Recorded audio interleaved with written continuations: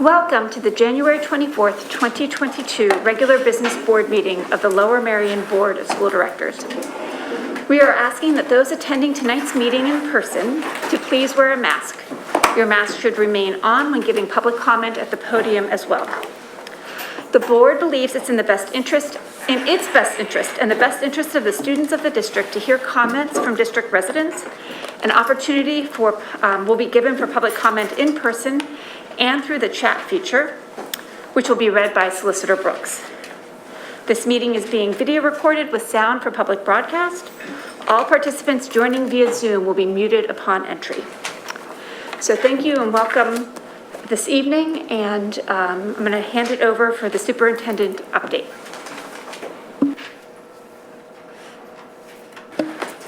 Thank you so much, President Klein, and welcome this evening to everyone. This evening we have several reports that we would like to go into this evening, and we'll start out with our student representatives. And hello, and welcome.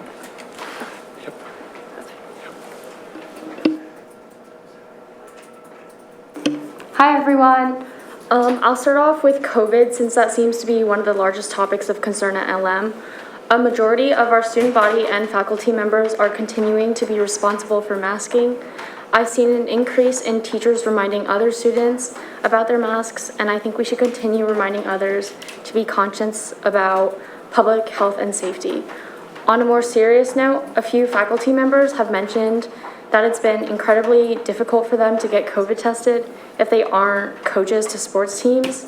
While this issue was mentioned to me during the peak of the cases, I would like to stress the importance of faculty health and support during these difficult times. Another topic of concern that seems to be floating around the LM hemisphere is a survey that was sent out last week about sexism in STEM classes. A few of the questions were asking for opinions about a STEM class that was exclusive for female and non-binary students. After speaking to a lot of the students, it seems like most people are wary about the class idea simply because it would not serve to break down any gender barriers. While creating a safe space for marginalized groups is a great idea, reformative work should be the main priority. Also, looking at the issue of sexism in STEM classes from a woman of color's perspective, fostering inclusive academic environments means looking at all intersectional aspects of one's identity. And once we do that, I think we'll find that there are other methods of creating a strong STEM community and community in general, mentorship programs, social and professional support, and even engaging in peer discussions would serve as a more reformative and productive method for social change. And then moving on, tomorrow begins LM's midterm week. As we approach the end of the year, I, along with many other students, would like to question whether or not we even need midterms or finals. Last year, I understood that the nature of virtual learning created an obstacle in having a midterm week, and I'm here today to ask whether that obstacle was really that bad. Midterms cause a large amount of stress for students, and having all of these exams in the same week back to back isn't really helping. And as our education system is constantly evolving and changing, I think we should question our testing methods as well. Our student body would like to convey that we should be placing more emphasis on student mental health rather than test performance. And then moving on to a more positive note, this Friday is LM's Amazing Ace. Along with our Amazing Ace, Players is having their winter show in a few weeks, and TSA is having their regional conference this weekend. Tomorrow night is also our Hope Classic event, and we had a successful Spirit Day today. In general, all of our student extracurricular activities are alive and well. Thank you. Thank you, Ms. Wu. Mr. Feldman? Thank you. So much like Emmy, I will be starting off with COVID. So, of course, following following winter break, Heridan was forced to allow students to Zoom into classes due to increased cases. And close to half the school actually went virtual for at least part of those 2 weeks, with many going completely virtual for those 2 weeks. But due to the recent lowered cases for the past week, everyone has been back in school, which has been nice to see everyone. And I believe that the majority of the student body feels pretty safe at school, which is really great. Like also, as Emmy mentioned, midterms will be starting tomorrow. So, of course, they last took place when I was a sophomore at Harridan, and they were put back in place to serve as a benchmark to gauge where everyone is in their classes midway through the year. Additionally, this also gives students a break from their normal schedule, which at Harridan is somewhat appreciated by the students, somewhat breaking it up between winter break and either President's Day break or further on spring break. So, of course, also this year's testing is different than in previous years because teachers are a lot more flexible. So some are only giving a practice test or instead replacing it with a project, etc. So students, the majority of students don't have to study for all their classes at the same time and don't have to take all their tests during their testing schedule, which is also very appreciated by the students. Going into this week, there are definitely two distinct moods and feelings at Harridan. The first is that of the upperclassmen, who, of course, knew what the old midterms were like, having experienced them either as a freshman or freshman and sophomore, with more rigid testing schedule.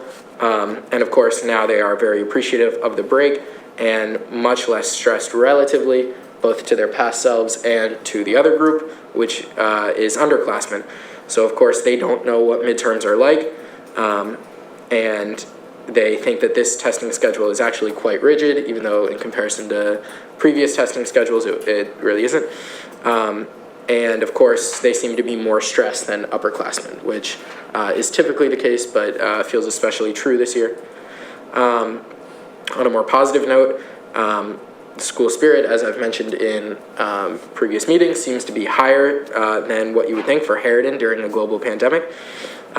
So many students of all grade levels are showing support for not only the basketball team, but other winter sports, which is really great to see. And many clubs are hosting events and continuing on schedule for this time of year.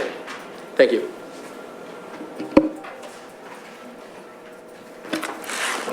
Thank you so much, Ms. Wu and also Mr. Feldman. Very quickly, I just wanted to recognize that what you're saying this evening around midterms and more specific around students' mental wellness, mental health, there have been discussions at the administrative level to really see how we can align with helping the students, especially during the midst of this pandemic.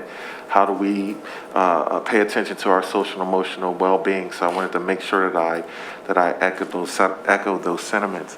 Secondly, which I'm remiss for not mentioning this in the actual presentation portion, I was able to engage in a community meeting at Zion Baptist on Saturday, and a lot of discussion came out in regards to student voice. And as you both stated this evening, you're putting some authentic issues in front of us, and I just wanted to make sure that you know that we are taking these comments seriously, and we'll continue to discuss them to see if we can align with the needs of the children in regards to the students and what you're asking. So I wanted to make sure that I communicated that to you. So thank you so much for sharing this evening. Thank you, Dr. Mameen. Next is the December 22nd Ad Hoc Committee for Equity and Anti-Racism report. Unfortunately, Mr. Moring cannot be here tonight, so I'll give a quick update. At the last meeting, Dr. Mameen did a presentation on the new Director of Equity and Inclusion. We also had a conversation around committee alignment and some of the equity policy work. And there was a presentation on the expansion of the Central Monco Technical High School. All those presentations can be found on the website and board docs under last December's ad hoc meeting, and the next meeting will be in February.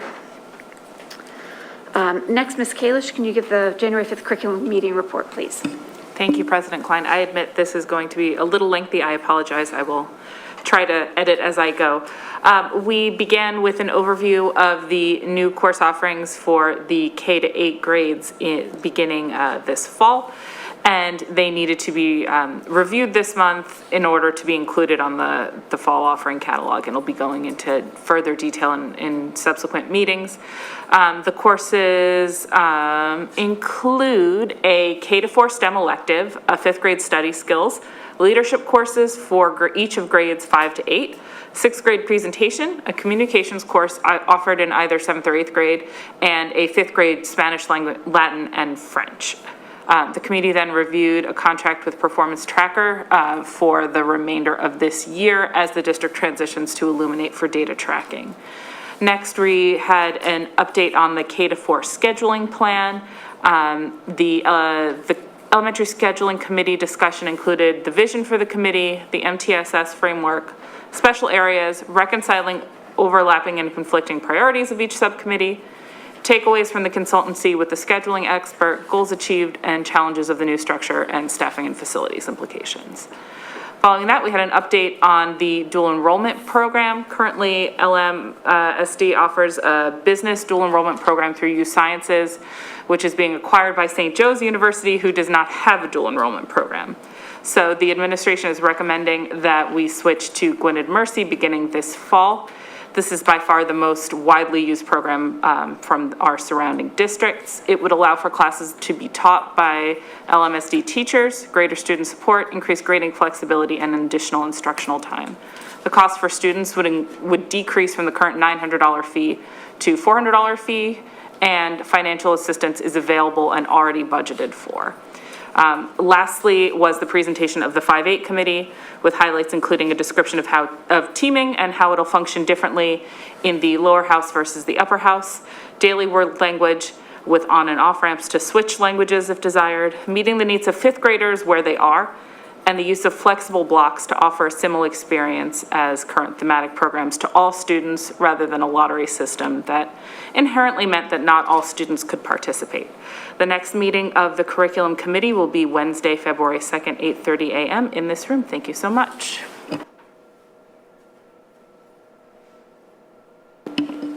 Thank you, Ms. Kalish. And finally, the facilities and purchasing meeting report, Ms. Schaffmeister. Good evening, everyone. I apologize, this one will be even longer. We met at 8:30 on January 2022, and these are the meeting notes. We recommend the list of bills for approval covering the period of December 15th, 2021 to January 18th, 2022. We recommend the following items for approval. Penn Valley Elementary School, $205,420 for Siemens to upgrade the BAS, that's the Building Automation System of the HVAC, the Heating, Ventilation, Air Conditioning Control, which is obsolete and out of date. Penn Valley is the last building to receive this upgrade as part of a multi-year project. We also recommend four items from Blackrock Middle School. $55,429.16 for Pico to reinstall poles and wiring along the main entrance drive to Blackrock Middle School. These had to be removed for installation of retaining walls during construction. These lines feed into the adjacent neighborhood and need to be installed to comply with the easement rights granted to Pico in 1956. $83,634 to purchase musical instruments for the Blackrock Middle School music program. This breaks down into $34,387 to Washington Music Center, $13,312 to Steve Weiss Music, $24,976 to Shar Music, $7,786 to Music and Arts, $2,522 to Musicians Friends, $652 to West Music. And these are for instruments that are similar to those that BC and Welsh Valley have for their music program. There's also $19,999 to Cunningham Piano Company for a grand piano at Blackrock Middle School. This model aligns with the grand piano BC and Welsh Valley each have. And lastly, $23,648.32 to Wenger Corporation for furniture purchases. These purchase costs was originally approved at our 12/20/21 board meeting under the Educational Furniture Solutions purchase. This change is due to Wenger requiring we purchase the furniture directly from them instead of through Educational Furniture Solutions. A change order to credit the amount from the Educational Furniture Solution falls below. We recommend the following contracts.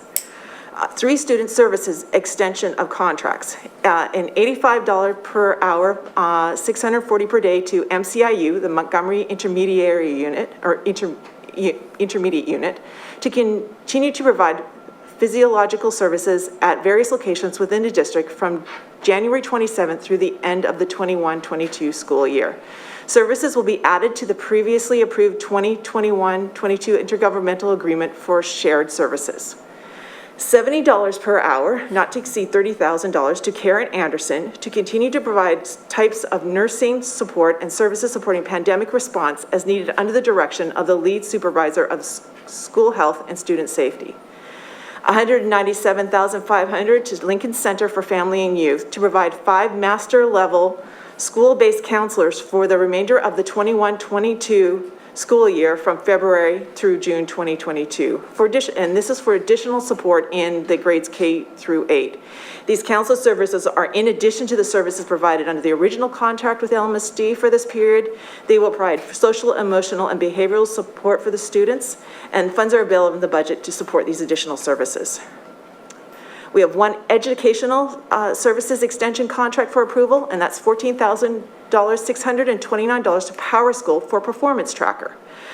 This is a renewal of the license and subscription fee for Lmsb. Although we are moving to Illuminate, the contract extension will allow to the time needed to move the currently 10 years of data it contains in Illuminate. We recommend $50,000, $193 to E+ for VMware, vSphere software, and Nutanix software renewals to support virtual services at Lmsb. A majority of the Lmsb servers are virtual, and VMware server virtualization software allows for multiple service instances to be installed on a single physical server. Nutanix software supports the Lmsb data center physical service and data storage system. We currently have over 180 virtual servers providing network accessible data storage for teachers, students, administrators, and support staff. We recommend $139,781 to Miller Financial Group for the renewal of the tax collector surety bonds. The surety bonds program for the Montgomery County tax collectors is administered by the CCAP, the County Commissioners Association of Pennsylvania, through Miller Financial Group. A surety bond guarantees to the school district the fidelity and faithful performance of the tax collector in conducting their responsibilities as a public official. Prepaid premiums cover the extension period of January 1, 2022 to 12/31/2025 and aligns with the 4-year election cycle of these tax collectors. We recommend approval of not to exceed $15,000 work order to Chester Valley Engineers, Inc. to create bid drawings and specifications related to the construction of an asphalt play area adjacent to the south exterior wall of the Penwood Elementary School building. LMT approved, Lower Merion Township, that is, approved the tentative sketch application on April 21st, 2021, which allows its construction to go out for bid for construction. As an update to the Penwood Elementary School approval, a traffic study was completed prior to Thanksgiving. The traffic study results will be submitted to Lower Merion Township with the upcoming preliminary plan application. The impervious surfaces at Penwood Elementary School will remain balanced by the removal of its temporary classrooms, which is a next item for approval. We recommend approval of not to exceed $307,705 proposal from Mobilease Modular Space, Inc. to dismantle and remove temporary classrooms at Marion Elementary School, Penwood Elementary School, and BCMS. Work will begin at the end of school year. Temporary classrooms should be no longer needed for Black Rock Middle School expected opening for the 2022-23 school year. The scope of work will also include to grade, seed, and straw area of the building footprint at each school. Now I have the change orders for Black Rock Middle School. We have IMC change orders. $6,103.18 increase under IMC CO 27R for tiling change. $7,228.76 increase under IMC CO 28R to increase partition walls and/or doors of toilet partition stalls. $2,953.55 to increase under CO 29R for additional work to modify the exterior soffit framing and interior chase wall framing for the canopy room drainage system outside of Administration Area C. A $3,500 credit under IMCO 30R due to the change from copper to plastic lines that go underground outside. Plastic is typically used outside like this, and it will last longer. A $4,360.51 increase under change order 31 to change the height of installed coiling overhead the doors of the library on the main entrance. $10,652.03 to increase under change order 32 to add metal lintels that were not part of the original work. $2,000.79 increase under CO 33 for a glazed CMU, that's a contract masonry unit wall that was not in original bid docs. It's located in the theater at the backside of the stage at the ramp between the glazed CMU piers, that's a contract masonry unit, and it was not evident that this was needed until work progressed. $6,476.02 increase under change order 34, corrections to windows identified as needing such corrections. $6,500.90 increase under CO 35 due to having to change the glass. A glass was chosen that was a type of color matching. $8,339.93 increase under IMCO 36 for identified changes needed to downspouts and overflow scuppers at the building canopy. Note, an overflow scupper removes water when there's a blockage in the primary downspout system. $53,920.42 increase under change order 37 for costs associated with additional frame box headers needed for folding glass doors. $12,677.03 increase under change order 38 for the cost of removing additional excavated rock not part of original work. That's the last of the IMC change orders. Now we go to Vision Mechanical change orders. We have $7,670.76 increase under CO 0512 to install overflow piping missing from the original design bid. $8,192.84 increase under change order 5-13 to install 3-inch drains not shown in design but needed for proper drainage. $9,484.38 credit under CO 5-14 for air piping scope that was not needed as part of the design.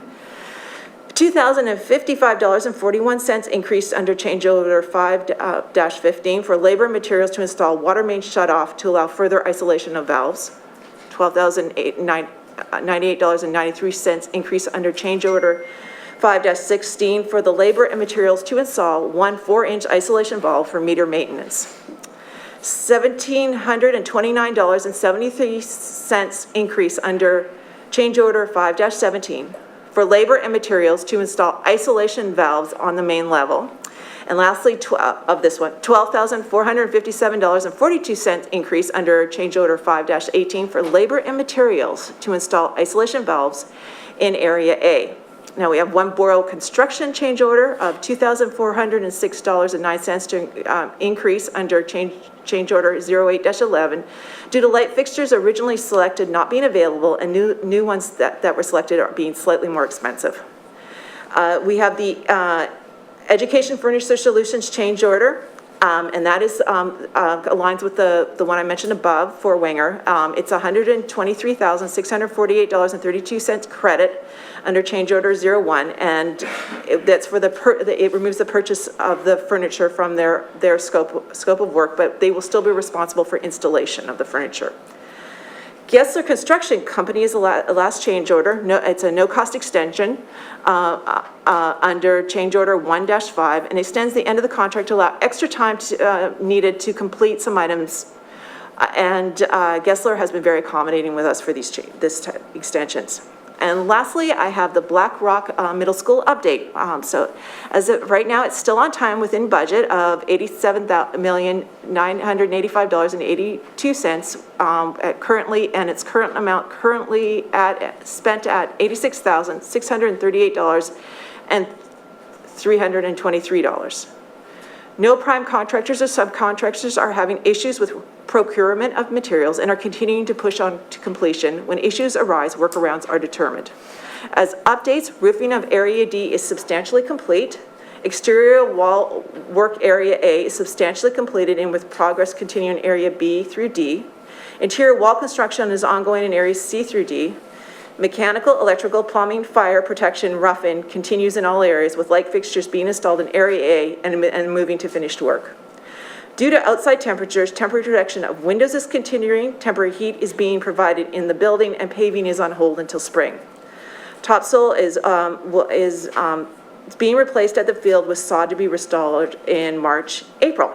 And that's the last of the meeting for January 20th. Our next meeting, Facilities and Purchasing Committee meeting, is February 17th at 8:30 a.m. in this room. Thank you.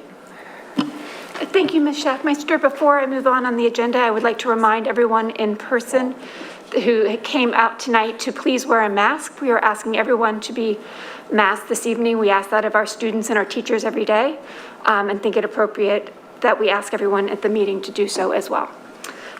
Next on the agenda is the approval of additional agenda items. There are none, so we can move on now to audience recognition. At this time, we will hear public comment. If you would like to speak at tonight's meeting and have not signed up with Mrs. LaPere yet, please do so now. For those of you that are joining us via the webinar, the chat feature will now be open and you'll see a 10-minute timer appear on your screen. You can submit your comments and/or questions via the chat feature. Please be sure to begin with your full name and where you reside within the district in order for your comment to be shared. We ask that of people speaking tonight as well. It doesn't need to be an exact address, just the part of the township or Narberth that you live in. Mrs. LaPere, do we have any in-person comments for tonight's meeting? And we have typically had the I'm not sure policy is quite the right word, the custom to allow our students, if they have, if they want to make public comment, to allow our students to do that first. So Mrs. LaPere, do we have any students that have signed up? Yes, we do. Amy Krimsky? Oh. Not a student. Oh, I'm so sorry. I thought he meant that, well, are there any students that are on the list? They want to speak after? Yep, So sure. can we have Ms. Krimsky? No, Okay. if that's what you prefer, sure.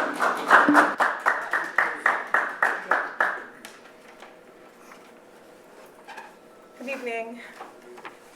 I'm here as a concerned parent. Oh, Amy Krimsky, Bala Kenwood. Yep, it's on the list.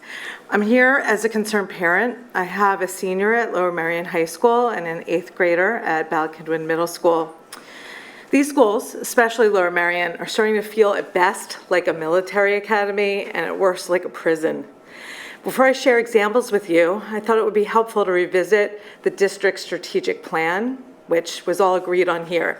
Here is an exact quote from it. We must commit to providing the space for students to find personally meaningful purpose and to develop a genuine sense of agency. Doing so will require our district to be forward-thinking enough to shift the focus of control where appropriate in order to prepare our students for the future. This is not the experience our students are having. Lower Merion, even though if we go back the last 2 years, even in the darkest days of the pandemic, their beloved principal, Sean Hughes, led Lower Merion with a student-centered approach. He showed the kids warmth and respect, and he received it in return. Unfortunately, this culture is quickly eroding. Students have had many of their rights and freedoms taken away. I'm not sure you're even aware of it. I'll give you just one example, the library. I remember when this building was being rebuilt 10, 15 years ago, the library was like the place that wasn't gonna be a library like we had growing up, where it was dark and quiet and you couldn't talk. It was for collaboration. It was for teamwork. It was for building connections and building community. And that's why it was built to be big and in the center of school and light and airy. So now, 4 kids are allowed to be at a table. They are not allowed to speak to each other. If they do, it has to be in whispers.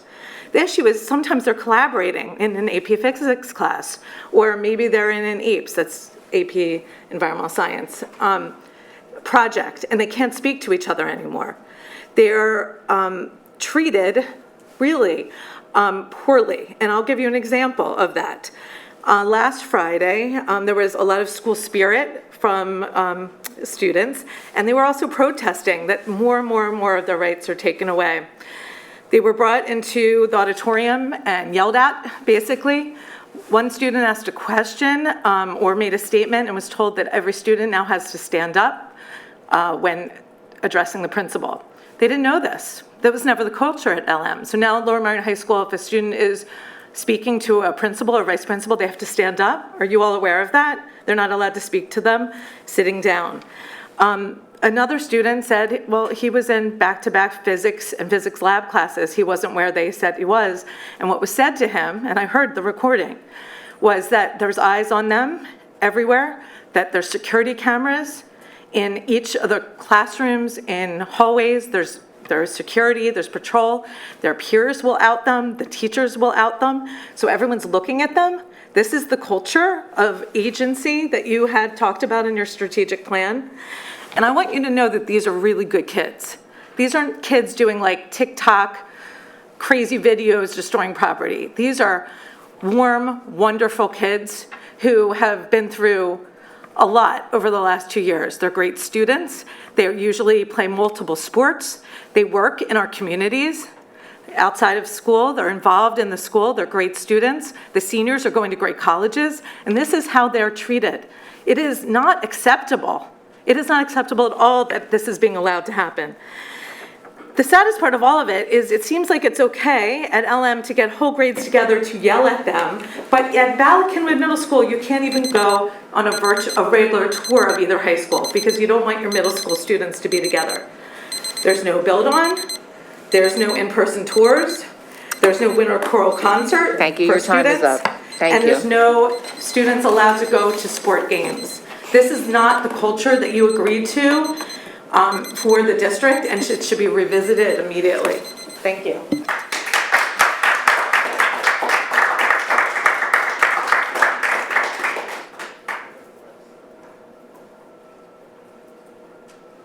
Would you like me to move on? Okay, so you had those students' names crossed off. Would you like to still come up? Should I read them in the order? Are you Bryce? Aiden Friedman, then. Here we go.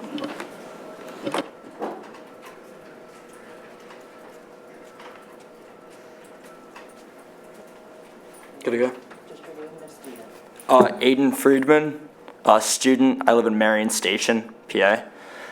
I'm in 11th grade at Lower Marion. I'm a class officer, kind of like the class president, sort of, not really. So this week, or last week, we were all brought into the auditorium for, I guess, if you want to call it, meet your principal opportunity. We were told, or informed of a few, like, pretty good number of new rules. And this was after we were told, I was one of the students that was called down to the LGI in the middle of my A-push class. I was one of the probably about 40 students who were called down for quote-unquote misbehaving in the hallways. We were supposedly causing a ruckus or something. I was actually the student that Ms. Krimsky pointed out was in their double physics set. And then following that double physics set, I actually had a meeting with Dr. Scanlon. I was brought down into the LGI and accused of storming around the hallways, cursing people out, causing a ruckus. I was belittled in front of the school. My name was read out loud on the loudspeaker for all to hear, not once but twice. It said, Aiden Friedman, please come down to the LGI. As a student at school who tries their best to do the best, it's, I want to say embarrassing when my classmates and teachers are coming up to me saying, "Oh, what'd you get in trouble for? What happened?" When I did absolutely nothing wrong. Later that day, some of us who were told we were no longer allowed to attend our rivalry basketball game, something we had been looking forward to all week, something we had been hyping up, the reason we came to school in our school spirit colors, all wearing gray. We were told we were not allowed to enter the game, and if we tried to, that further consequences would be hashed out. The word suspension were brought up. We headed to the game, not planning on going in. We got there around 4:30 in the Radnor High School parking lot and had a tailgate. If you guys don't know what tailgate is, it's where you come together, socialize. One of the students brought a mini grill. We spent about $200 and bought burgers, hot dogs, stuff like that. We talked to Radnor campus security, who approached us, asked us what we were doing, and we had informed him what was happening. He said that was completely fine and let us go about our day. Around 6:30, school administration from Lower Merion showed up, threatened to call the police on us, threatened to suspend us if we did not leave immediately. We were just trying to have some spirit without obviously being able to participate in the game. Coach Downer, the head coach of the basketball team, has also been very disappointed. I talked to him about the lack and the enforcement of the lack of participation and the school spirit decline that the new rules have put on all of us. So, thank you.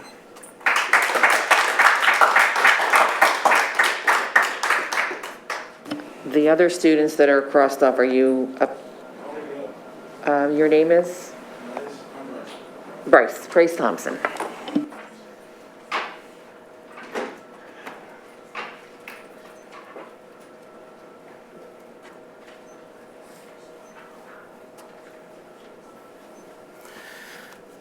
How much time do I get? Because you didn't. What'd you say? 3 minutes. 3 minutes. And name and just your student, please. Oh, okay. Bryce Thompson. I'm in 12th grade at Lower Merion. And is that it? Oh, okay. All right. Thank you. So just to piggyback off of what Aiden was saying, basically like I just feel like Dr. Scanlon's been like, not to call any names, but I feel like he's stripping Lower Merion of like our sense of community and like character, I guess. Like obviously it's a big like basketball school. We all know that because Kobe went there, and like we're a relatively great team every year, thanks to Coach Downer and again that community that's been built around basketball at Lower Merion. And the Lower Merion Dog Pound, I'm sure you guys know what that is. It's the student section. We're the ones that were gathering in gray and all that. Is another huge part of the school, especially this year. This is the craziest, the craziest I've seen it. I've been at Lower Merion for 4 years now. I came here late freshman year, but for 4 years as I'm a senior. So this year, especially coming out of the pandemic, or even though we're still in the pandemic, coming back in person, it's been great. I mean, like every day we all sit together, we all eat together. Years before, I've never seen a class this close in my life. So it's really nice to have that sense of community. And these past couple of weeks, a little bit over a month, I guess, it's been pretty rough. Like Aiden said, or Miss Amy said, 4 to a table in the library. We can't play games on the TVs anymore during our freeze, by the way, not like during class time, during our freeze. Like these weren't really causing any problems. I feel like all this stuff is bringing us together as a community and as a school, and for these things to be taken away, okay, I see this on. For these things to be taken away, it just, I don't know, it just feels like you guys are taking away that like sense of community at Lower Merion. And as a student, it hurts to see, because like before, like again, I've never seen a school this close in my life. I've been at 3 different high schools. I've attended 3 different high schools, and my dad's been working in schools his whole life. And this is the closest I've seen a class ever. So yeah, I feel like that should be something that you guys take into consideration going forward, because as a student, it sucks to see all these things being taken away. Yeah, thank you.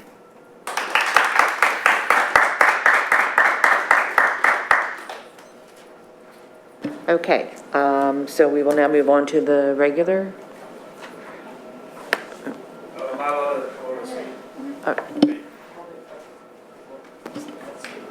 Okay.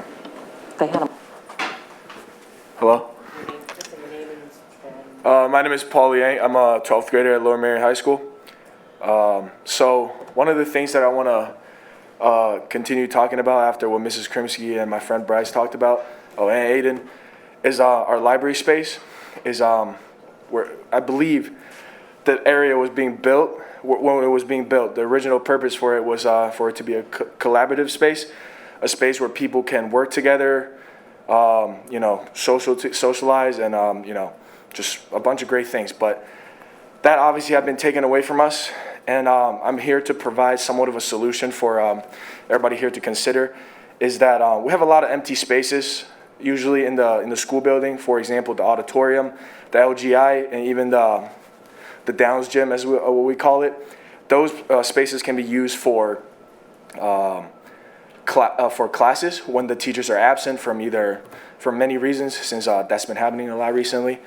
I think that one makes it safer for everybody, since there's been a lot of COVID cases recently, and I believe that it makes sense that the school is trying to limit the amount of people in the library, to keep us safe, which is really appreciated. I think separating the crowds of between people having classes into the LGI auditorium, etc., is gonna make it so people in the library are able to collaborate together and be able to speak to each other, not necessarily being loud, but I believe it's hard to collaborate and socialize with other people if the only thing you're allowed to do is to whisper at each other, and there's only allowed to be 4 people per table. So that's just something that I feel like should be taken into consideration. And I also would like to speak about the school spirit. The Lower Marion Dog Pound has been I believe we've been a great group. There's certain things that we've done that could be considered somewhat disrespectful and perceived in the wrong way. But first, I would like to apologize if any of our actions is perceived in a negative way, because all we're trying to do is to cheer on our boys, our classmates, just for them to do the best in their field of sport that they're playing. And as an athlete myself, and I would like to say, there's honestly nothing better than seeing a huge student section behind you when you're playing against Harriton, when you're playing against Radnor. There's honestly nothing that's better than that. And I think every single athlete in this school can agree with me. And the fact that us wearing the same colored clothing to school and walking around the school or taking pictures together is being considered threatening is honestly just, it confuses me. We're not doing anything to try to cause any harm, and we don't get any warnings. Our only warning is a threat to be suspended or other things. That's about it. Thank you for listening. Thank you very much. Okay. Ethan? Okay.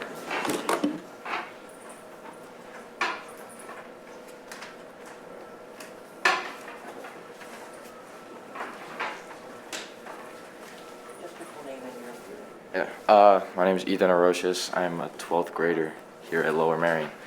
So one of the points that I would like to cover is about the fact that I'm hearing that our new principal has been talking about how a lot of our students here at the school have too much freedom. And I feel like this is upsetting because I feel like Mr. Hughes, one of his main points that he would always cover is how much he trusted us as students, and he wanted us to have a lot of freedom and be able to express ourselves and have our school spirit and be able to go to these games. And if we're not, like many of my friends here, I feel like they have not caused that much of an issue or have tried to harm or do anything. And the fact that they're being threatened for what they are deemed harsh acts, I feel like this is very unfair because many of us here are seniors, and I feel like by taking away much of that freedom from us to express ourselves, like, it's not setting us up very well for these coming years when we go off to college and we all are on our own in these new environments, and this could set us up for failure. Another like topic that I personally don't agree with is these new how midterm week is running. Going back to like too much freedom, like in like the recent weeks, like my teachers have been telling us that even if we don't have an exam, which most of my classes now don't, we still are like required to come into school. Like, I feel like by doing that, it's not using midterm week efficiently. If we are not having the exams, why is it necessary for us to come into class and sit there for an hour and a half and do nothing basically? If like we are going to use midterm week, we should use it efficiently or not have it at all. So I feel like that's my main point there. Just if like we are all students here, we are good students, we're good people, we have no intentions of harming our school, our environment. I feel like that freedom should not be stripped from us or lessened. I feel like we should be trusted with what we have now because we are very appreciative, and I don't think that that should change. Thank you.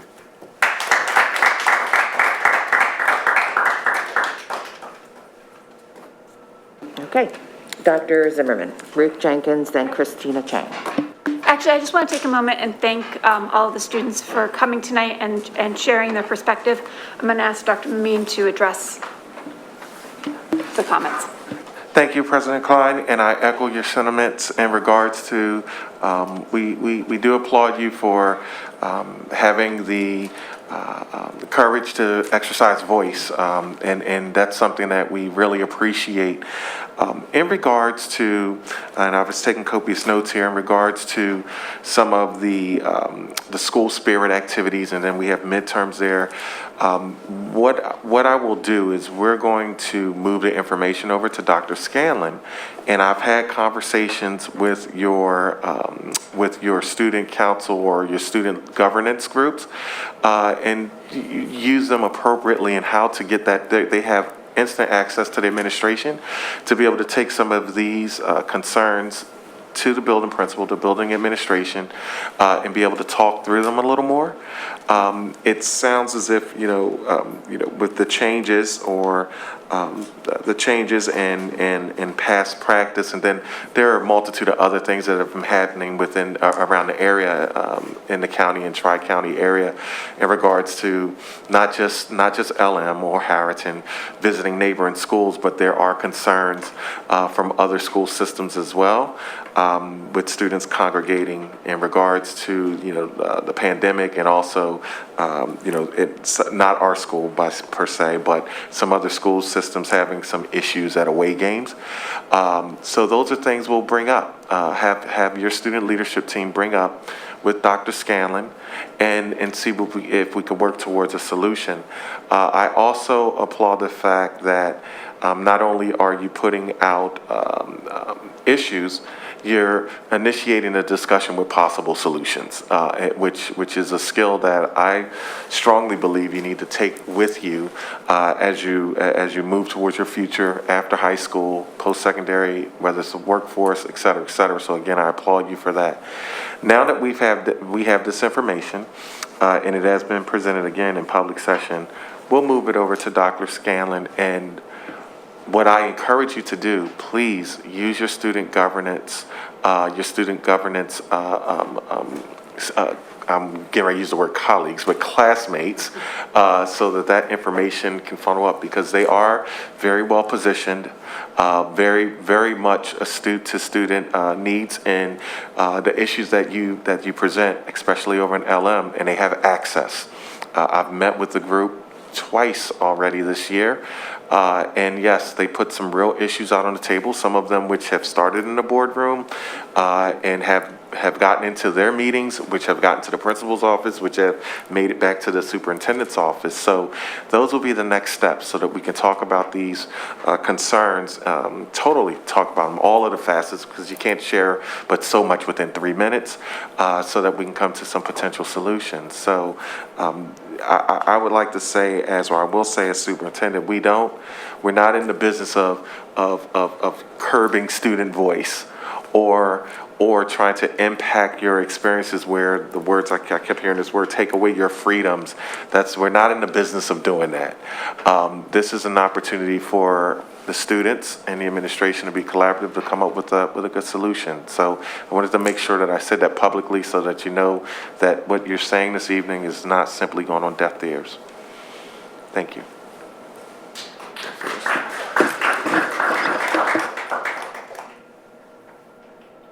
Okay, we'll move on now to Dr. Zimmerman, and then after Dr. Zimmerman, we have Ruth Jenkin and Christina Chang. All right, thanks everyone. I will make this quick, and I definitely appreciate the opportunity to speak. So, sorry. So it's Jessica Zimmerman. I'm from Narberth. Thank you. So it's come to my attention that there are new Lower Merion School District policies or practices that effectively do away with quarantine. This is happening either by way of implementing the mask to stay policy for close contacts or by not performing the contact tracing necessary to identify the close contacts. Lower Merion School District mask to stay is in direct violation of the CDC and the Pennsylvania Department of Health because mask to stay allows those who would ordinarily need to quarantine to not quarantine and to instead come to school immediately as long as they are masked, except when eating, which is what everyone does anyway. So I'm not okay with doing away with quarantine. The CDC shortened quarantine from 10 days to 5 days, but now Lmsb is lowering it to 0 days. And these are unvaccinated kids allowed to skip quarantine in direct violation, as I said, of the CDC and the Pennsylvania Department of Health. The Philadelphia School District is requiring 10 days for quarantine. The CDC is requiring 5 days for quarantine, and Lmsb is requiring 0 days for quarantine. Both the Pennsylvania Department of Health and the CDC require quarantine of close contacts for 5 days with a test out. So what I'm asking of the board is please, I'm asking Lower Merion School District to decide to not opt in to the mask to stay and that they continue their contact tracing, including for buses and classrooms, in addition to the cafeteria and high-risk activities. Last point, I would also like Lower Merion School District to strongly encourage that those in isolation, meaning that they tested positive for COVID, to test out. In other words, to do another rapid antigen test before leaving isolation, because at 5 days, 31% are still infectious. And yet with the current Lmsb isolation protocols, they are coming back to school to eat unmasked at lunch, and even when masked, they may not always be wearing them properly. Thank you.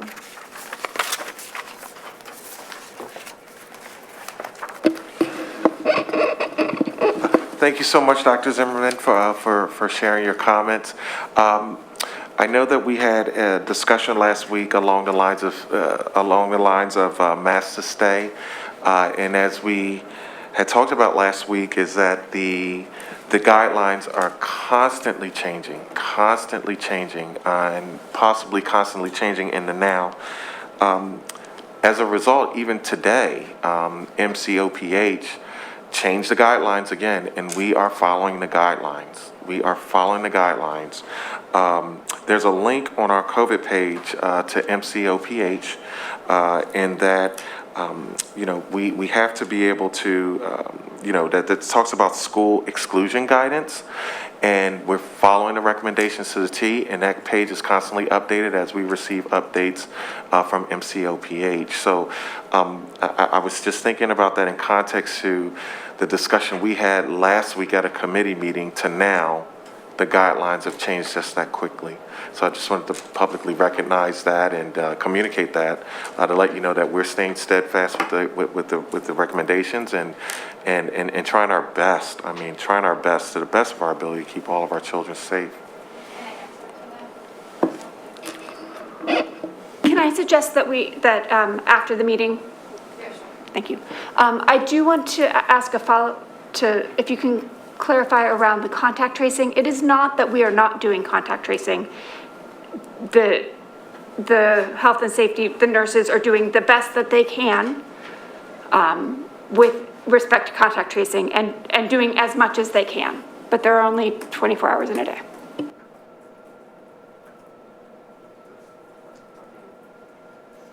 Ms. Schaefer, thanks. I think I can add that the Office of Public Health also changed their recommendations regarding contact tracing, and that to not focus necessarily on in-classroom contacts and focus on areas where there may more likely be exposures, such as the cafeteria and extracurricular activities. So the nursing staff is doing their best to contact trace every case that is made known to us. Thank you for the clarification. Ms. Jenkins?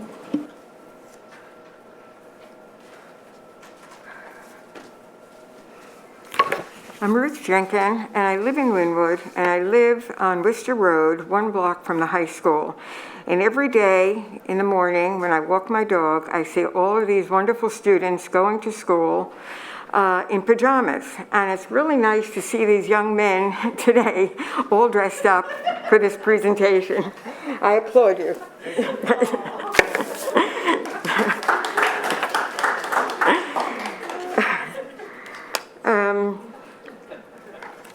And I'm also sorry that I couldn't make the meeting at Zion, but I was at another equity meeting and registering students for voting. So I was busy there too. The comment that the discussion I want to have tonight is my usual, I guess, the thing that I work on so long, which is the full day kindergarten. And I had requested from Dr. Orlando the amount of money that the state had provided under the COVID relief fund to Lower Merion School District, which I now I have to apply for a Freedom of Information Act to get everything. So that's beside the point. In my previous career, I was a liaison between my Art Institute of Philadelphia and all of the high schools in Bucks County, Chester County, Delaware County, Montgomery County, and Philadelphia County, and Camden County. And what I did was I developed an articulation agreement between the high schools and our college. And it was based on developing a curriculum that could be that would give the high school students credit. But I would like to bring that into the kindergarten, where we can take students into existing kindergartens around the community and place them in those kindergartens, and we would pay for that, so that they are getting the benefit of a full day kindergarten versus coming in either with no kindergarten at all or just a half-day kindergarten. It's a major equity issue. It's those people who can't afford to take off a half a day, to bring the kids, to drink them up, to have nothing for the afternoon. So I think that may be something that we could develop, and I could certainly help in whoever would be assigned to that responsibility in developing such an articulation agreement to make sure the students in these private kindergartens would have the same programs that would transfer easily into us. You're never going to solve the equity issue if we don't deal with pre-K and K. Never going to be a catch-up. Thank you.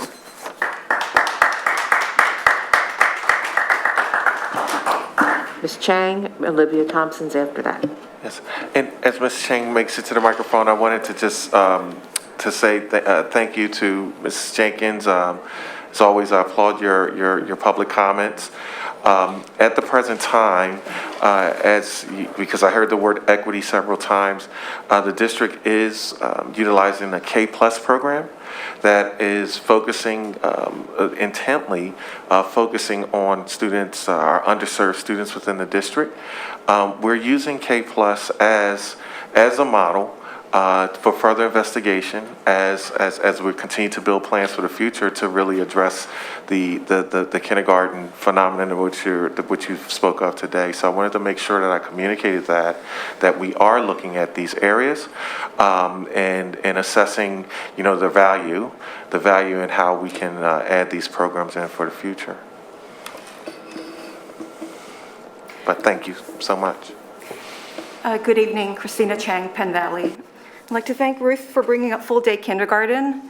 During the prior, administration, the primary reason identified for lack of full-day kindergarten is a lack of space in the elementary schools.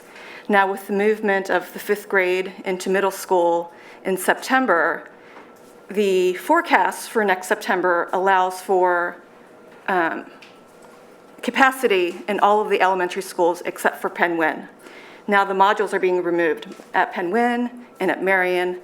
So, if the modules were not removed from Penn Wynne or Marion, perhaps the overflow could go into the Marion modules for consideration. So that's my, suggestion for full-day kindergarten.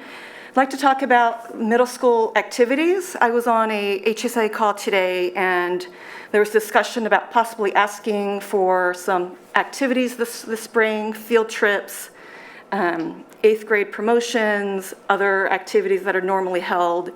And I guess my comment is, in lieu of each individual elementary school or middle school asking for permission in terms of what is possible in the spring, shouldn't there be more of like a top-down approach? Because one elementary school HSA has already reported that they've gotten approval. So in lieu of all 10 schools individually asking for very similar activities at each type of school, what has been discussed within the Health and Safety Committee? And so what can we kind of bring back to the school communities so that as parent volunteers, we can help volunteer time and ensure that some of these activities are happening for our students this year. Thank you.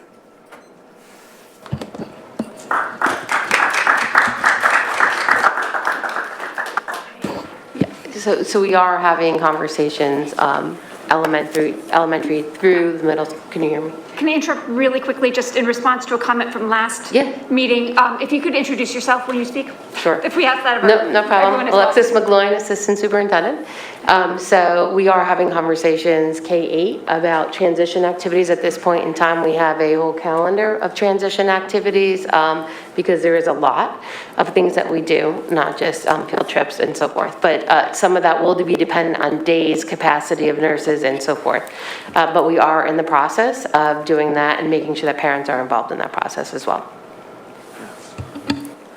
Thank you. Thank you. And Khalid Mumin, Superintendent.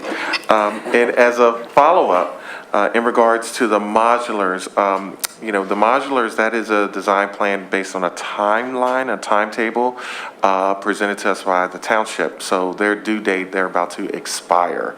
That due date is quickly approaching. So again, that's something that has been on our radar.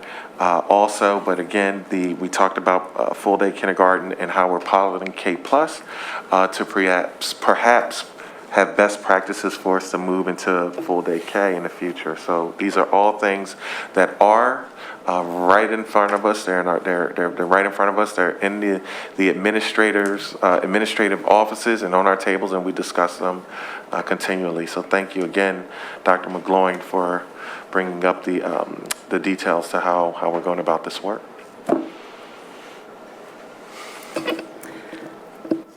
Sorry, I have to take this off to speak. Sir, we do ask everyone to wear their mask, especially when they're speaking, please. Thank you. Good evening. My name is Olivia Thompson. I live in Rosemont. The reason why I'm here tonight is the continued failures of the Transportation Department have led me to speak.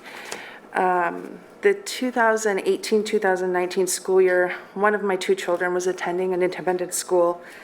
My child was not provided morning or afternoon service for almost a week. After repeated calls to the transportation department, the error was corrected and the service was initiated.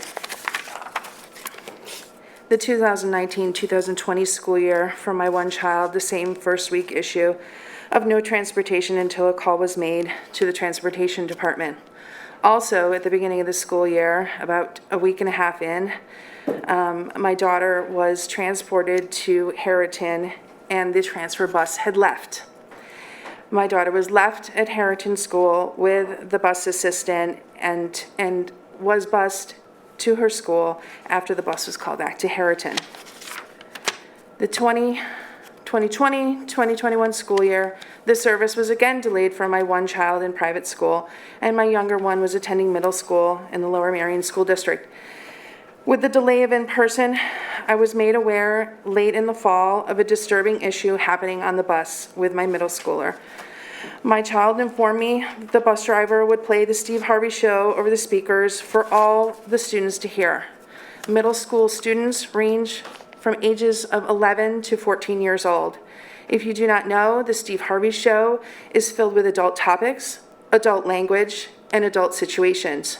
I called the transportation department, spoke to Mr. Richard Siegel, and he assured me the driver would be spoken to. The playing of the show never stopped. The volume was lowered, even though Mr. Siegel assured me that the playing of the show was addressed with the driver. The 2021-2022 school year began as a result of Lower Merion's School District's failure to provide 5 days in person for the 2020 and 2021 school year, the uncertainty of 5-day in-person for this year instructions, and the draconian pseudoscience-based COVID policies, we moved our younger son to private school for this year. This year has been especially difficult for my middle schooler. One of the half-days this fall, Lower Merion School District failed to go to his school to pick up all the students that reside in the Lower Merion School District. When I called the transportation department, they told me that the bus driver did not know to pick them up at the school and he would be 1 hour late. This is unacceptable. In the morning, on a bi-weekly, if not weekly basis, the bus stops in front of my home, but the bus does not stop in front of my home. He does not open the door. It's hard to believe that he does not slow down since I live right next to Harriton. Traffic is moving at a crawl because of Carline, and the driver still does not stop. In conclusion, my husband and I work outside the home. I cannot drive my children to school. Transportation is the only service that I need from Lower Merion School District. Acts 372 requires that Lower Merion School District provide transportation to non-public school students. I'm asking Lower Merion and the Transportation Department to follow this law and to take this job seriously. No child should feel left waiting and worrying that their bus will not take them or bring them home from school.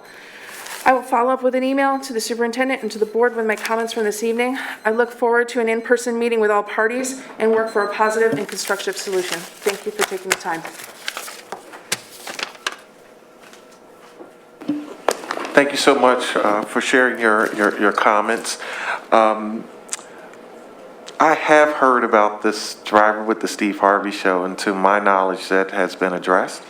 I look This for. was last year, and it's done, and it's water under the bridge, but nothing was ever done. So,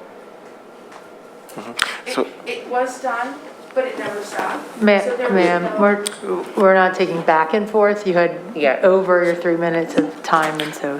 So, succinctly, I look forward to your communication, that you now acknowledge that you would send, that you will be sending. I'll take a look at it, and we'll take a look at it administratively, and we'll bring you into the circle and talk with you in regards to your concerns. My pleasure. Holly Manzoni and then Tim Manzoni. Holly Manzoni, Wynwood. Good evening. I want to thank you for your service, particularly during School Director Recognition Month. I'm not sure that most people even understand what your job is. You are elected and serve locally, but you are really agents of the state legislature. Even though the bulk of funding for our schools comes from local property taxes, education in Pennsylvania is regulated by the state constitution, which mandates a thorough and efficient education. The legislature can't monitor all 500 school districts in Pennsylvania, so they rely on volunteers like you on local school boards. Your duty is to ensure that the children of Lower Merion and Narberth receive a thorough and efficient education. What does that mean? I think the thorough part is pretty clear. It means that the kids are taught everything they need to learn, and that would include not just academics, but arts and physical education as well. You have succeeded in that half of your job. The kids in the Lower Merion School District receive an excellent education. The other half of your job, efficiency, is not such a success story. To be efficient is to not be wasteful, to only pay for what you truly need. Bear in mind that you are not running a private school where you need amenities that will attract tuition-paying students, or a sports complex where you need state-of-the-art facilities. Your duty is not to entertain the children, it is to educate them. In affluent districts like Lower Merion, it can be tempting to spend taxpayer dollars on things that are wanted but not needed, with the thought that by spreading out the cost among all the households in the district, the tax increase is easily absorbed. Such actions provide nice amenities, but are not fiscally responsible, and they add to inequity in education. You have a plan to spend millions of dollars on additional playing fields near a middle school that will already have several very nice fields. The plan is unnecessary, unpopular, and wasteful of tax dollars. I ask that you stick to your mandate and provide efficient education by finding a cost-effective alternative. Thank you. Tim Manzoni?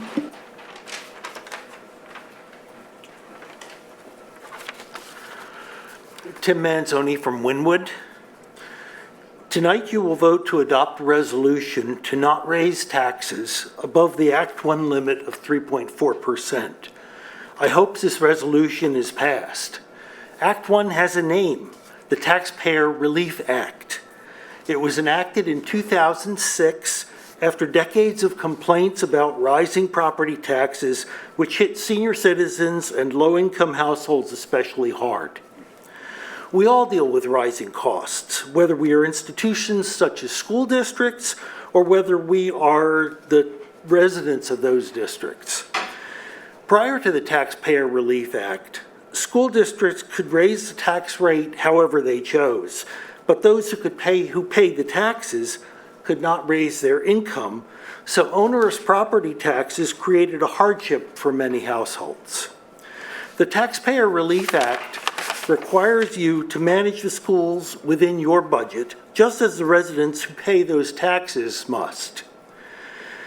It's a fair law, years in the making, and even allows for exceptions to cover expenses which are beyond your control. One exception allows for referendum, letting the taxpayers decide if a tax increase is justified. Right now, you are pursuing projects that you may want, but arguably do not need, and you are spending hundreds of millions of dollars in the process. Hundreds of thousands of dollars have been spent so far just on legal fees related to the extra playing fields near the new middle school and stadium lighting at Arnold Field, because these projects do not comply with township ordinances and/or the wishes of the community. If you truly believe that these things are what the community wants and what is truly needed, then just put them up for referendum and let the people decide. Thank you. Marcia Manzoni? Marcia Manzoni, Narberth. I'm a medical student, so I appreciate a healthy lifestyle and the need for exercise. I think it's great that the school district provides opportunities for kids to move around and be physically active. Middle school kids can participate in intramural games and sports after school. Some examples include flag football, ping pong, or volleyball. Kids can become cheerleaders or learn yoga after school. Of course, there are also opportunities to play competitive sports. Kids may choose to be involved in athletics if they can find the time, considering all of the other after-school activities available to them. They may be interested in the performing arts, maybe the yearbook, school newspaper, student council, or joining any other multitude of clubs. There are opportunities to compete on an academic level through groups like Science Olympiad or the Reading Olympics, and there are certainly many other ways for kids to keep busy. I have 2 questions for you. First, I'd like to know how you're going to get enough kids to field a baseball or softball team at the new middle school. Only 7th and 8th grade students are allowed to participate in after-school sports, and after a third of the students from each of the current middle schools are moved to the new school, the pool of possible players will be a lot smaller. With all the other activities, including lacrosse, tennis, and track and field, that are offered in the spring, will there be enough students to put together a team? My second question is, why are these kids being pushed to do so much? After-school activities make the day much longer. Kids still have homework and studying to do when they get home, and they also need to spend time with their friends and enjoy their childhood. It's no wonder they want a later start time. You don't need baseball and softball fields at the new school. The kids will be fine. And those who find baseball and softball their calling will certainly find a way to play. Thank you.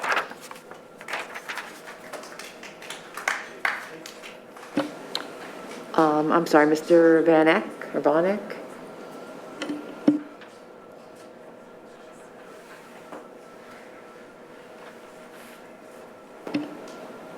I have 2 minutes.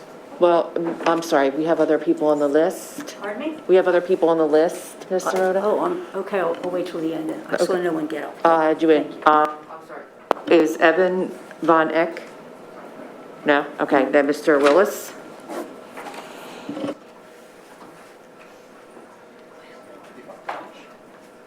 Hey, how are you? My name's John Willis, and I'm part of the growing Save Oakwell, Stoneley's sister group Mr. Willis, can you tell us where you reside within the district? Pardon? Where you reside within the district? in Ardmore. And of course, as you probably know, the Save Oakwell group, which is growing in numbers, got 50 more people today just to join our cause, is strongly opposed to the clear cutting of the 425 trees on this property. This is Oakwell. Stoneley is right here. As you know, it's part of the Nat Lands inventory. Right here, of course, is County Line Road. And right here is Montgomery Avenue. Where is this? This is 1 mile from Black Rock Middle School. What do you plan to put here? A couple fields. Fields for athletic teams. Not for phys ed, but for athletic teams. For a couple of athletic teams. For middle school students. What is also on here? A historic property. It was owned and run by one of the most outstanding civic leaders in Lower Merion Township, by the name of William Bodine. Right here is a greenhouse, a wonderful greenhouse with a nursery. You folks are planning to destroy it, tear it down. It's 110 years old. You want it leveled. The historic property, what do you want to do with it? You want to mothball it, whatever that means. What will clear cutting look like? Well, for the poor foresters and tree guys that come out, they're going to have to cut down these 425 trees. They're going to have to cut them all down. Every single one of them. According to our consultants, and we have a team of consultants working on this project, there are 12 heritage trees on this property. How does he know that? He knows that because he's actually worked on this property for 20 or 30 years. What are you going to leave? This is what you're going to leave. Just this. Trees will be all gone. All historic buildings, the greenhouses, the nurseries, all gone. The gardener's cottage, gone, leveled. That's what you folks have proposed to do, and you folks pay authorized payments every single month to do. Now, when I was here at a communications meeting, someone said this is not clear cutting. This is clear cutting. It meets the definition of clear cutting by the United States Forest Service and also by Department of Pennsylvania. Thank you, Mr. Willis. You're welcome. Thank you.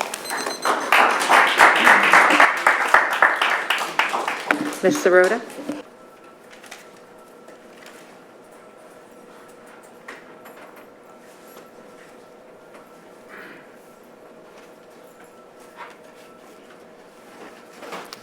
Good evening. My name is Rosa Sirota. I live in Wynwood. Today I came across an incredibly moving photo of the great horned owl perched on a huge tree at Oakwell. He was looking over his hunting grounds, the grounds that he needs to hunt in to get food for his children, which he feeds.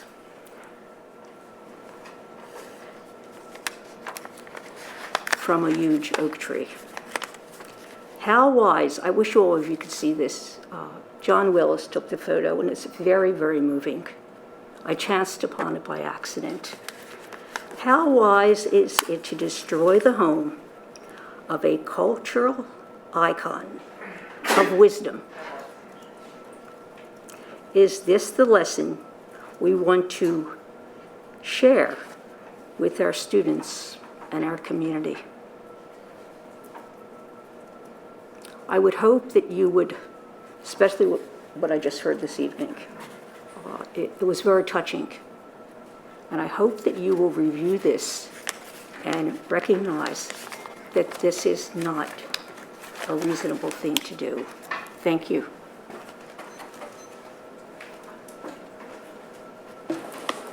Thank you so much for your comments.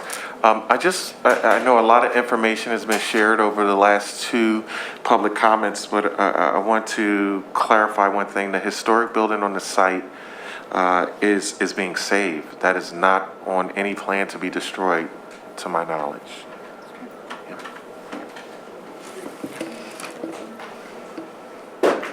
Okay, that's it for the in-person comment, and Ms. Brooks has some.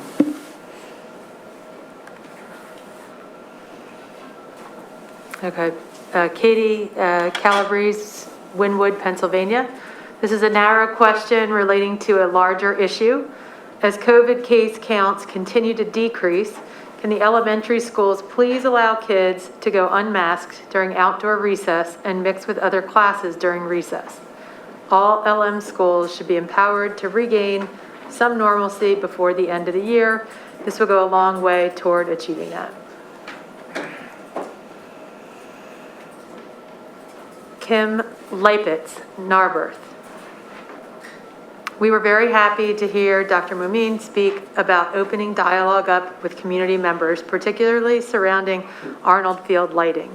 The prior admin linked later start times with lights.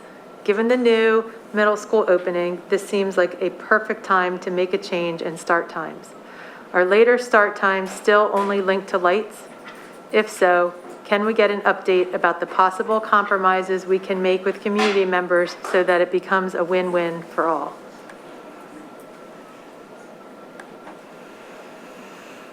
Peter Solderich, Haverford. I want to thank Dr. Mumin for the care and empathy with which the district has approached the post-winter break challenges during the Omicron surge. As the surge hopefully subsides and the winter warms, I look forward to the continued careful weighing of safety, relaxing mitigation measure in a targeted metrics-driven way. Keep up the good work. Mark Frasno, Winwood. Good evening, Dr. Mamine and board members.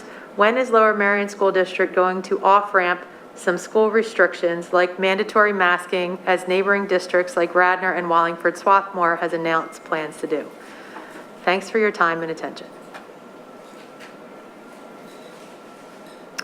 Katie Jordan, Narberth. With the opening of Black Rock Middle School, can the district quickly look at projected enrollment and plan to implement full-day kindergarten at all elementary schools? Perhaps the district should reconsider removal of all the portables in order to accommodate full-day kindergarten. Adrian Seltzer, Winwood. How come you itemize expenses like musical instruments but do not itemize legal fees? I understand privacy concerns, but over the last 2 months, the district has spent over $250,000. Also, has accounting figured into the budget for the tax increase, the 0.83% increase in assessments in the township? I do not have the Narborough numbers. I wish to thank Dr. Mamine for his participation in the community conversation on Saturday at Zion Baptist. His commitment to this community that he is new to is impressive. He spent over 3 hours there on a Saturday. That's all. That's it.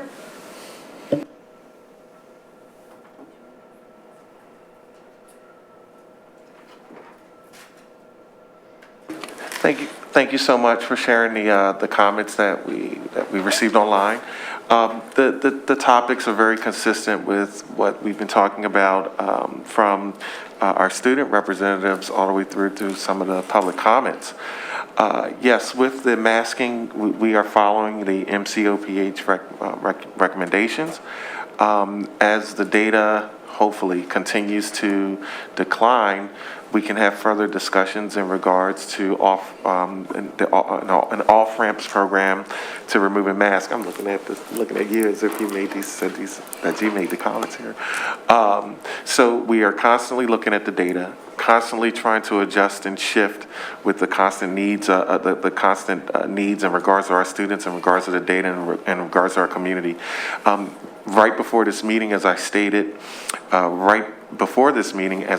earlier, the recommendations have just shifted as of today, and we stand ready and we're flexible and we're able to pivot and adjust to the recommendations. So that's going to be ongoing. And yes, the discussion in regards to off-ramping into perhaps not having masks, we'll follow the data closely. Second piece, in regards to the community conversation at Zion Baptist Church, once again, the issues are very consistent, lots of great dialogue, and there was a comment made Saturday which really puts a lot of what we're hearing this evening into context. Yes, we are a fabulous school district. We are moving onward and upward towards being premier, but there's something that said that we want everything all at once. And it was admitted by a couple of participants in the audience. And I said, wow, that puts things into context. We want everything. So I'm saying that, which leads to the discussion around the lights. These are changes that we're making systemically. They're not changes that are in isolation. Therefore, we're committed to being very calculated, very methodical, very data-oriented, but we have to continue to work together as the community, and has been showing me since I've arrived. And I'm so thankful that we have to move at this one step at a time together, with constant communication and collaboration. I really can see, and I was telling the participants on Saturday, I'm not wearing rosy tinted glasses. I'm not in a world of esoteria. I really and truly believe that we have a golden opportunity to do these things together. To close this without getting on my soapbox, I think what we heard this evening from the students, as well as the community members, and the response from the administration and the school board, we are in a great position to really overcome these issues together. But we have to understand these are complex issues. We're talking about a pandemic. This is extremely complex, something we've never seen before. We're talking about fields and lights, but we have to, it's tough when we're talking about in the context that we want students to have equitable opportunities because athletics is a part of their academic programming. There are some students, whereas, that is a pathway for some of our children. Remember, we're trying to encompass all. When we're talking about full day kindergarten, that's even though it focuses in on perhaps a small demographic of students, they are part of the big picture. But all of these decisions are taken into care into careful consideration because we have to do them together. It's going to take some time. And I've been asking of the community, which is a tough ask. I said, you have to trust us. And boy, oh boy, the word trust really brings up some responses. Like, yes, I'm asking you to trust us that we will do this together. We're on a journey here. This is a marathon. So I encourage everyone to continue to be active participants in this process. And we'll be in a very different spot each year. Years from now, we'll be in a very different spot. We'll be able to look back at these times and say we put the hard work in together and collaboratively, and we were listening to all of the voices to be able to come up with something that we all can work with for our children. That's the bottom line. Both sides or all sides of these issues, what's magnificent is that they center on the children. So we have a great starting point. The key now is for the adults, for all of us as the adults, personnel, community members, partners, to be able to do this together, parents, guardians, to be able to do this together. So I just wanted to say that I thank everyone for their public comments, and they all are on the same accord in regards to, we want to get it all, but we can't get it all at once. We have to do this together. So I'll stop right there. But thank you. Thank you, Dr. Mameen. Excuse me. Before we move forward with the consent agenda, we have several items that have been moved for a separate vote by the Board of School Directors. The first one is the PA School Board Association Principles for Governance and Leadership Resolution. And I wanted to take just a moment to review this resolution prior to our vote. I think especially right now with a relatively new board, we have new board members that were just sworn in December, just last month. And also with everything going on with the pandemic, which has really engaged a lot of community members and has engaged a lot of parents within the district into the work of the board and the administration. I wanted to take a moment to talk about the principles for governance. And central to these guiding principles is really understanding the role of the board, and that the board governs the district through policy, while the superintendent and the administration manage the day-to-day operations. So in other words, the board doesn't run the district, it ensures that the district is run well. So I wanted to just take a moment and go through sort of these 7 areas of this resolution, which include to advocate earnestly, to engage the community, which we are working on doing, and to work and to continue to be better about that, to lead responsibly, to be engaged, to collaborate with the superintendent sort of as a team of 10, to govern effectively, which includes sort of following established rules and procedures, and to do a lot of work around reviewing and adopting policy. The equity policy, I think, is a great example of this. To plan thoughtfully, to evaluate continuously.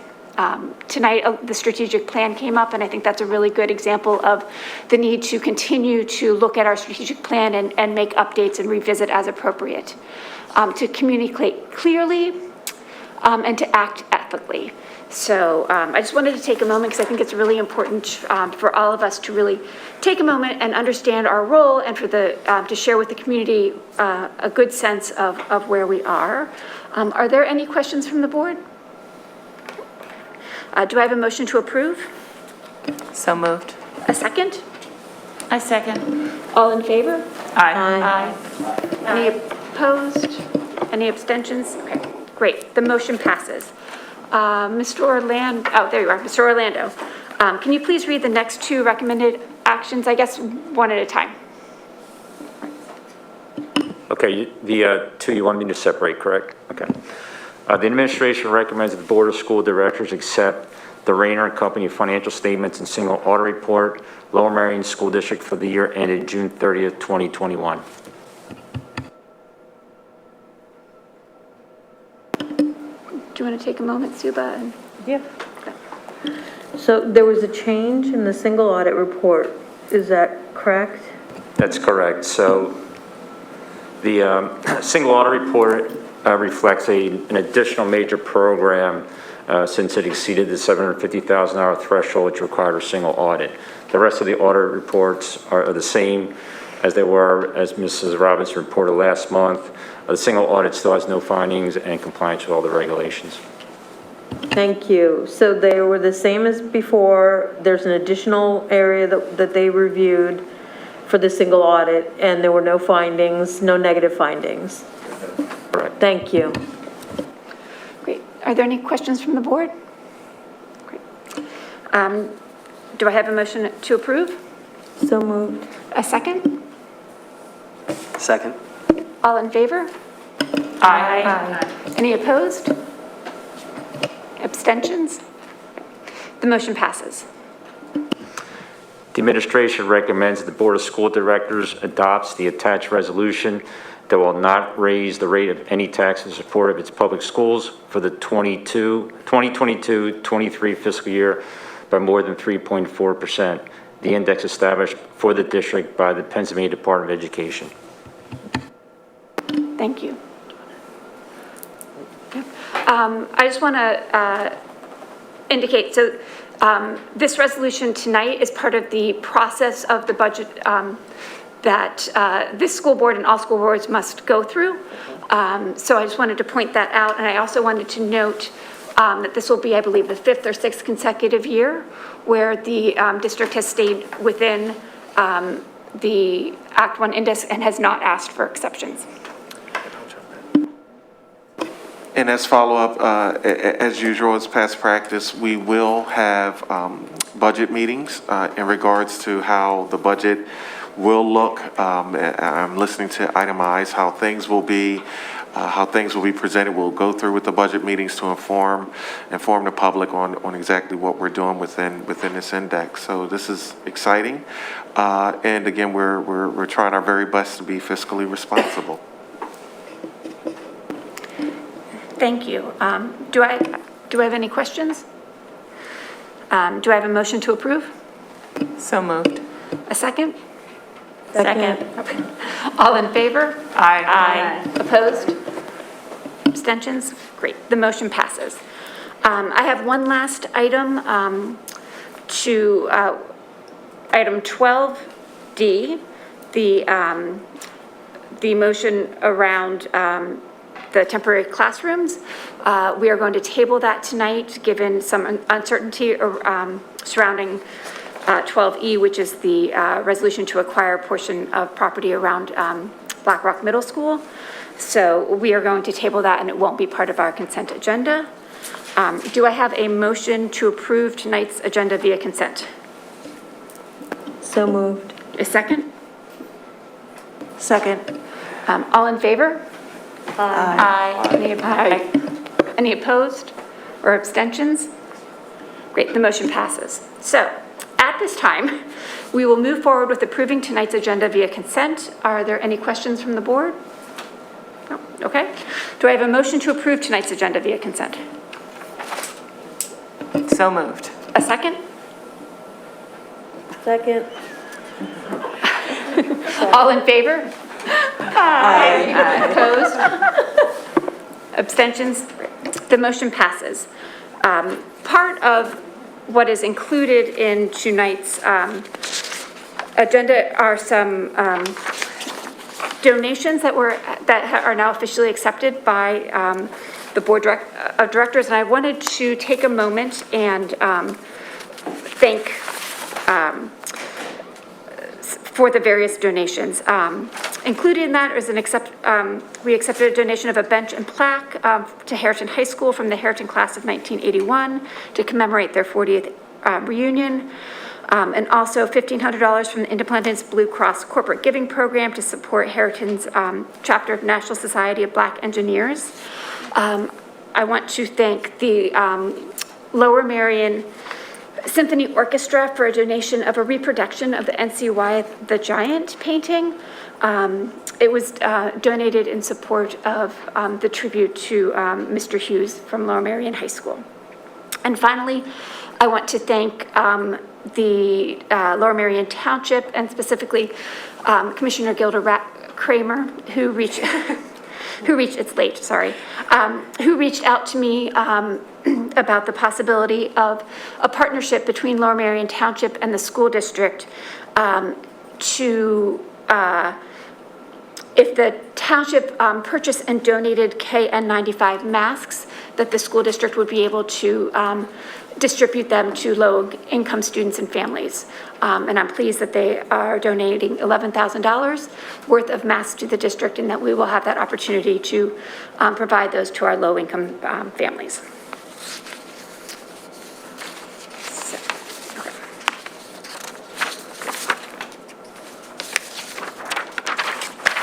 Sorry. Ms. Brooks, can you please give us a report on the Sunshine Act?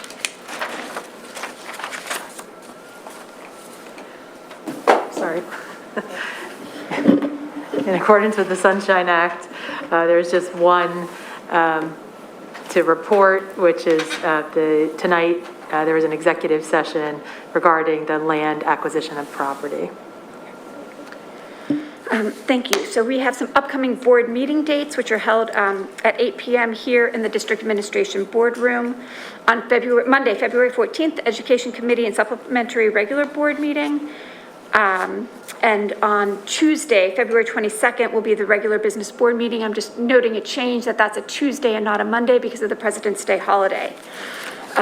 Committee meetings will be held here in the boardroom and live stream starting at 8:30 a.m. unless otherwise noted, which of course is our first meeting that will be this Wednesday. The communications meeting is at 7 p.m. here in the boardroom.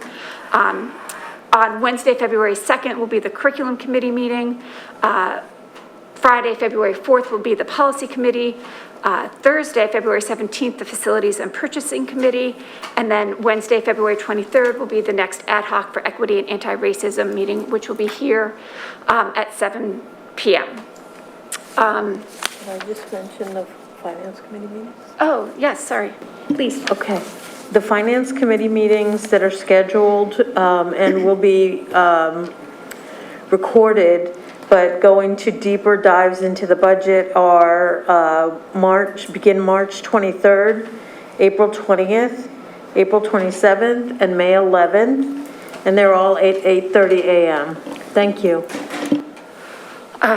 Finally, there was a communication that came out from Dr. Mameen around the Sean Hughes Tribute Committee that will be starting, I believe, sometime in February.